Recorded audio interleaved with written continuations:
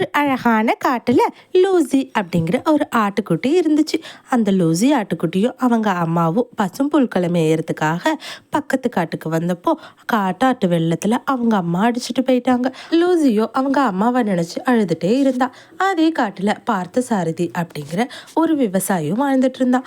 அவனுக்கு விவசாயம் பண்றதும் மரம் வெட்டுறதும் மட்டும்தான் அவனோட வேலை. அந்த ரெண்டை மட்டுமே பார்த்துட்டு அந்த காட்டை நம்பியே வாழ்ந்துட்டு இருந்தான்.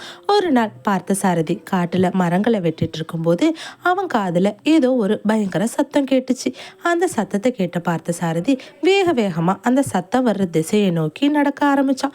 இப்படியே கொஞ்ச தூரம் போனதுக்கு அப்புறமா அந்த குரல் ஒரு மிருகத்தோட குரல் அப்படிங்கறத அவன் புரிஞ்சுக்கிட்டு ஏதோ ஒரு மிருகம் ஆபத்துல இருக்கு அப்படின்னு இன்னும் கொஞ்சம் வேகமா நடந்து போனான்.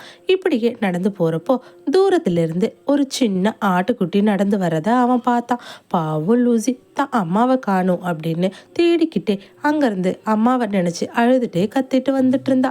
ஏன்னா அவ ரொம்பவே சின்னவ அப்படிங்கிறதுனால விலங்குகள் அவளை கடிச்சு சாப்பிட்டுங்கிற பயத்திலேயே வேக வேகமா கத்திட்டே வந்தா. அந்த ஆட்டுக்குட்டிய பார்த்த சாரதியோ வேகமா அந்த ஆட்டுக்குட்டி கிட்ட வந்து, ஆட்டுக்குட்டியே, எதனால நீ இப்படி கத்திட்டு வர? உனக்கு என்னாச்சும் பிரச்சனை இருக்கா? எதா இருந்தாலும் பரவாயில்ல, அதை என்கிட்ட சொல்லு அப்படின்னு கேட்டான். என்னோட பேரு லூசி. நானும் என் அம்மாவும் பக்கத்து காட்டுல இருந்து இங்க மேய்ச்சலுக்கு வந்தோம். வந்த இடத்துல எங்க அம்மா வெள்ளத்துல அடிச்சுட்டு போயிட்டாங்க. இப்போ அம்மா இல்லாம எனக்கு எப்படி தனியா வாழ்றதுன்னே தெரியல.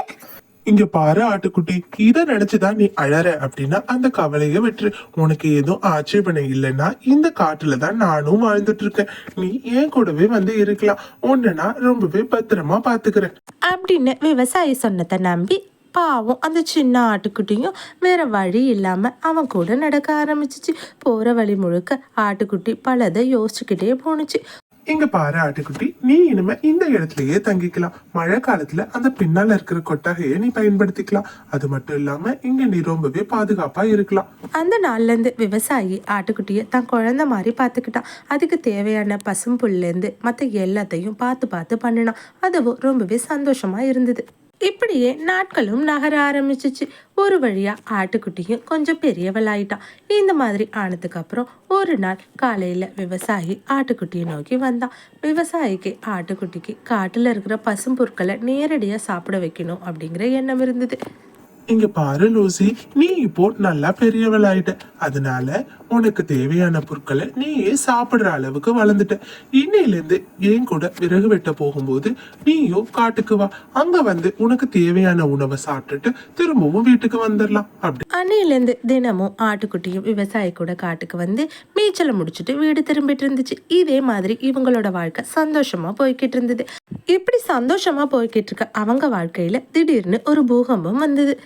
ஒரு நாள் வழக்கம் போல ஆட்டுக்குட்டி பசும் புற்களை மேய்ஞ்சுக்கிட்டு இருக்கும்போது தூரத்திலிருந்து ஒரு ஓநாய் ஆட்டுக்குட்டிய பார்த்துச்சு. அடடா, இந்த ஆட்டுக்குட்டிய நாம இப்பயே சுவைச்சிடணும் அப்படின்னு சொல்லி அந்த ஆட்டுக்குட்டி பக்கத்துல நெருங்கினுச்சு. திடீர்னு ஆட்டுக்குட்டி பக்கத்துல ஒரு விவசாயி வந்ததும் ஆட்டுக்குட்டி அவன் கூட போறத பார்த்துச்சு. கைக்கு எட்டுனது வாய்க்கு எட்டாம போயிட்டு, இந்த விவசாயி கிட்ட இருந்து இந்த ஆட்டுக்குட்டிய பிரிச்சாதான் நாம சாப்பிட முடியும் அப்படின்னு யோசிச்ச ஓனாய் அங்கிருந்து போயிடுச்சு. அதே மாதிரி இன்னொரு நாள் ஆட்டுக்குட்டி மேய்ஞ்சிட்டு இருக்கும் போது அங்கிருந்து வந்த கோரிக்காகவும் ஆட்டுக்குட்டி கிட்ட ரொம்பவே நட்போட பேச ஆரம்பிச்சிச்சு. அதை பார்த்த ஆட்டுக்குட்டியும் மயங்கி போய் கோரிக்காகத்துக்கிட்ட பேசினுச்சு. அன்னையிலேருந்து கோரியும் ஆட்டுக்குட்டியும் ரொம்பவே நெருங்கிய நண்பர்களாயிட்டாங்க. இப்படியே தினமும் ஆட்டுக்குட்டியும் காகங்களும் ரொம்பவே நட்போட பேசி பழக ஆரம்பிச்சாங்க.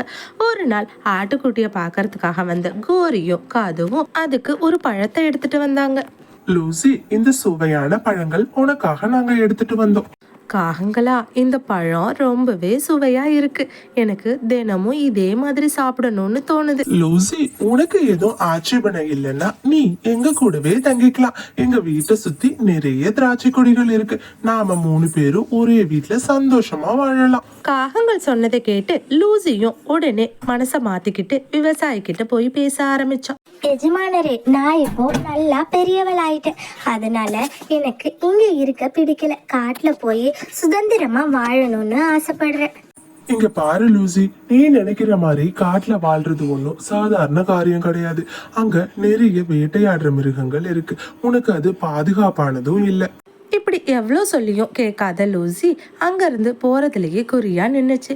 சரி, அதுக்கு மேலே உன் விருப்பம் அப்படின்னு விவசாயி சொல்லிட்டாரு.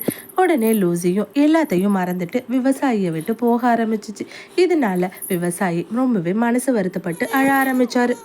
இனிமே சந்தோஷமா நம்மளுக்கு பிடிச்ச வாழ்க்கையை நாம வாழ போறோம், தினமும் திராட்சை பழங்கள் எல்லாம் சாப்பிட போறோம் அப்படின்னு ஒரு வழியா காகங்களோட இருப்பிடத்தை அடைஞ்ச லூசி, காகங்களா, நீங்க சொன்ன மாதிரி நான் இனிமே உங்க கூடவே தங்கலான்னு வந்திருக்கேன். ரொம்பவே சந்தோஷம் லூசி.